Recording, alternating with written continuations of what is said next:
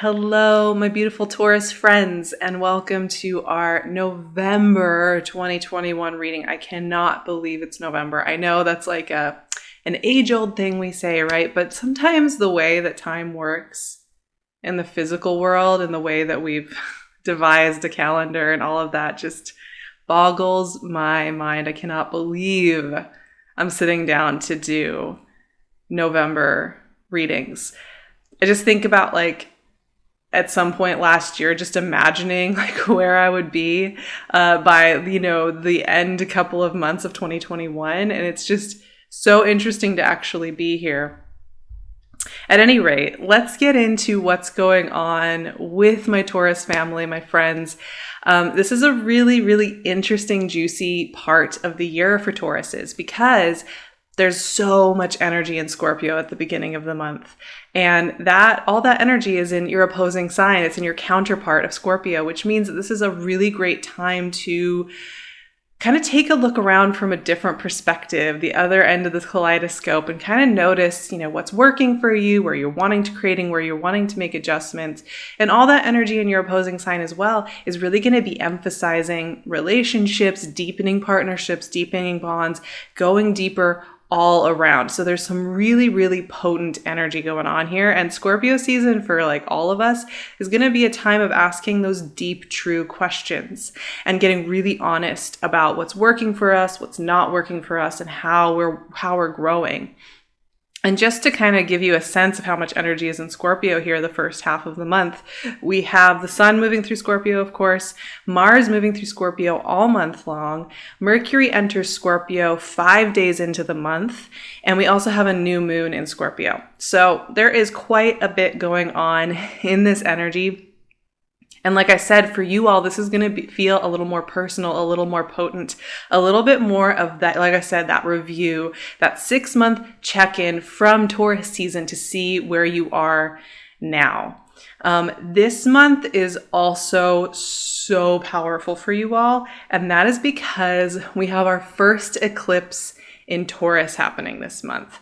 Man, eclipse season just snuck up on me this year because we are getting really, really close. We are just a few months away from the North Node moving into Taurus. And so wherever the nodes are is where the eclipses happen. And we've been having the nodes North Node in Gemini, South Node in Sagittarius for almost a year and a half now. And so we are coming up to a time where the North Node's going to be in your sign and the South Node's going to be in Scorpio. And that will be true for about a year and a half. And as that happens, the eclipses happen in those signs. So recently we've been having a lot of Gemini Sagittarius eclipses. And every once in a while, what happens is an eclipse will come a little early before the nodes have shifted. And so we are getting a taste of some of the things you're going to be learning with North Node in your sign here this month when we have that full moon, and it's a partial lunar eclipse happening on the 19th, close to the end of Scorpio season. This is going to be a time where you're going to be noticing that the old reference points, the old ways of anchoring may feel a little bit more distant to you, and that there may be a sense that, you are moving into another chapter of your life. And things are going to start to move differently. And we'll be talking a lot more about the North Node in your sign. I'm going to be doing a lot of materials on the North Node in Taurus, which I am so excited about. Let me tell you, for all of us, North Node in Taurus is going to be a wonderful, wonderful, wonderful thing. It's a great placement. It is awesome. For you specifically, I always think of the North Node as almost this spotlight. It is a big chapter of growth. Things happen very quickly, very intensely, very powerfully when you have the North Node in your sign. So keep that in mind. But it's really, really beautiful energy. And we aren't there quite yet. But this month, like I said, you're going to be getting a preview. And of course, we are also going to be moving into Sag season on the 21st. Sun and Mercury are moving over there. And we're going to start working with Sag energy a little bit more at the end of the month. And for you, of course, this is going to be transformational energy. So shedding a skin, letting go, and, the never ending work of letting go and shedding skins. But, here this month, there's a real message that says, you have to create in a different way. Queen of Swords. Honest communication is showing up here in big ways. This month is going to ask that you strength, beautiful.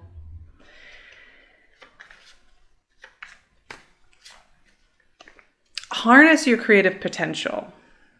That's what I will say. And we talk about creativity a lot here and reformulating what a meaningful life is for Tauruses, because you do have Uranus in your sign, and it has been a very evolutionary and intense ride since Uranus went into your sign. And the Empress. Hello. I love it. You got some strong ladies leading the front this month. It has been an intense creative ride. It has been an intense review of what is a meaningful life. What does that look like? Where do I want to put that energy? All of those questions have come up.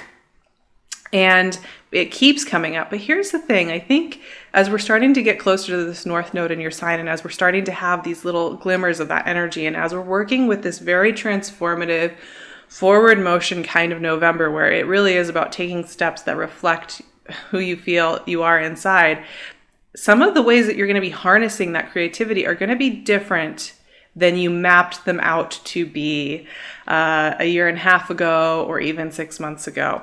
And so this month, just keep your mind open to how your creativity could show up. Now let's talk about these cards. We start with the Queen of Swords, the bringer of truth. She really is an energy that wants to get straight to the point and speak the truth, whatever that truth needs to be, right? So these are about having hard conversations, either just with yourself, sometimes just telling yourself the truth about something that you actually do want to end, or something you do want to shift. Sometimes it's a little scary to admit we have something we want to shift or change over, right? This Queen of Swords can also be about being honest about what we want, setting healthy boundaries, letting others know, hey, I need this type of support, or hey, I need this type of rest. She is a queen that I think we often get a little scared of or associate with like negativity. But to me, the Queen of Swords is really, really, really healthy, because she says the thing that needs to be said, that we're holding, that we're like, that's like lodged in our throat. And she also allows us to hear what we need to hear. So right away, there's this honesty thing going on. And I love it because Queen of Swords also clears the way. She's not about like this long-winded story of all these karmic lifetime patterns and explaining why and how we have to stay the same. She just wants to get to the heart of the wisdom we need to hear now. And it's normally simple. It's normally to the point. It's normally not asking us to do destructive things. It's just asking us to show it fully. And that's the power that she has. Now, you also have two gorgeous cards, Strength and the Empress. And these two are, you have your Empress card here, which is the Taurus card, and the Strength card is associated with Leo. But these cards are about non-force. That's what I would say. These cards are about allowing flow rather than force of creativity. And it's an interesting combo having the Queen of Swords, which is like sometimes you just got to get in there and say the thing that's scary to say, or admit the thing that's scary to admit, or open communication where it's scary to open communication and release that throat chakra, right? And sometimes we just have to like get ourselves to do it, right? But Strength and the Empress are like, but you don't need to force your entire life. You don't need to force yourself through every single thing. What you should be focusing on this month are the things that come easily. The things that when you said something that is deeply true, it keeps flowing, right? The things that are working, the things that are soft and easy and warm and holding you. And this is where I think it's really valuable having a lot of energy in your opposing sign, because it helps us to see where maybe we're trying to force ourselves to perform a role, be a specific version of ourselves, hold ourselves in a container. It's kind of like what we talked about last month when I read that poem about sometimes an idea, a concept, a way of being that was so beautiful and so exciting, was this dream, becomes like a cage at some point because you've transformed. And I think this month's going to continue that theme and just help you be aware of, maybe you had an idea of who you needed to be or how your life needed to look, right? We all have those ideas. And I've definitely had plenty of times in my life where I was like, I need to be this type of person over here. I need to be, running retreats and being on tropical islands. And you know what? That's just not me.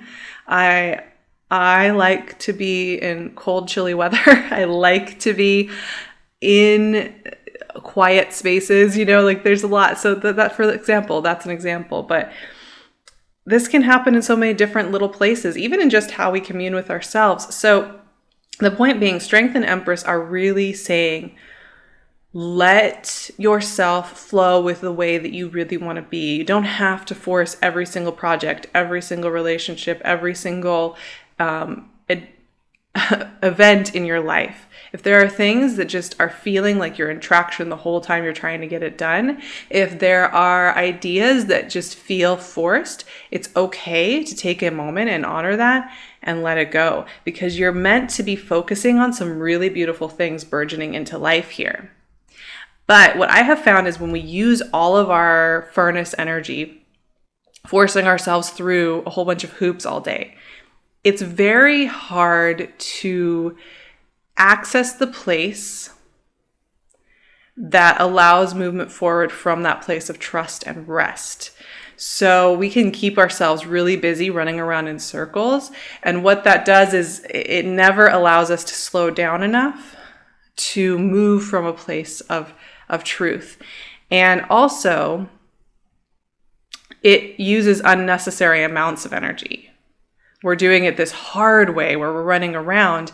And when we just sit still for just a little bit, I'm not saying all day, every day. I'm literally saying, just half an hour, giving yourself time to check in with yourself, be honest with yourself, notice, rest in, and then let that pull us forward, things move really fast. So there's a reminder there with Strength and Empress to, before you force yourself to take a whole bunch of action, slow down, take a breath, check in, and take actions from there. And life will really reward you very, very quickly, very, very, very succinctly. So keep that in mind. I have a few affirmations to close out our reading today, and just send you into November, into this powerful Scorpio season and Sag season with some warmth and light. So here we go.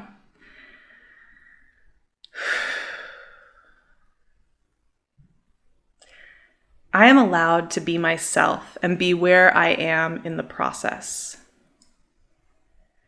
I can take my time and it will leave more time available to me. My heart is open to solutions and new roads opening before me.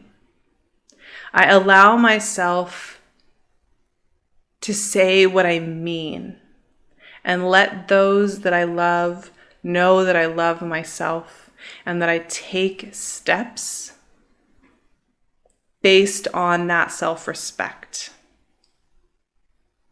I think the beauty of Taurus energy is just what we've been talking about today, taking that time, looking around, observing a little bit, and then taking the steps that feel right.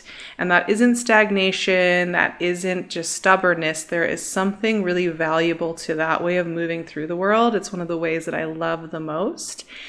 And I just want to emphasize again this month that you may start to have some new ideas, new perspectives starting to trickle in and warm up the landscape around you. So lean into getting curious about who you're becoming, right? Tap into that curious part of your mind and notice, because there's something new gently tapping in the background. There's something different than anything you've been working with for the last several years, wanting to come in and show itself to you. And we have to get still enough to be able to see it and hear it, right? Otherwise, we can get very distracted in it. And it may take a while to hear, eventually hear it, but why not hear it now? So I'm really curious to see what this month brings. I'm going to be covering all of the details of November over on my Patreon, as well as we are going to be preparing for Venus retrograde in December, the North Node shifts, these eclipses, eclipse season beginning. We're going to start to really work through these energies over there, and I give everybody worksheets and guides, and we do weekly check-ins, and it's a really warm, supportive place. So if you're looking for extra support, I'd love to see you over on Patreon. You can also subscribe and like here. I'd love to see you. Leave a comment. Let me know how this month is feeling, and I will leave all my links so you know where to find me, including my Instagram at Vrba. There's only one of me. Just so you know. So I'll leave all those links so you know where to find me, and I will see you all so soon. Have a beautiful November, my friends.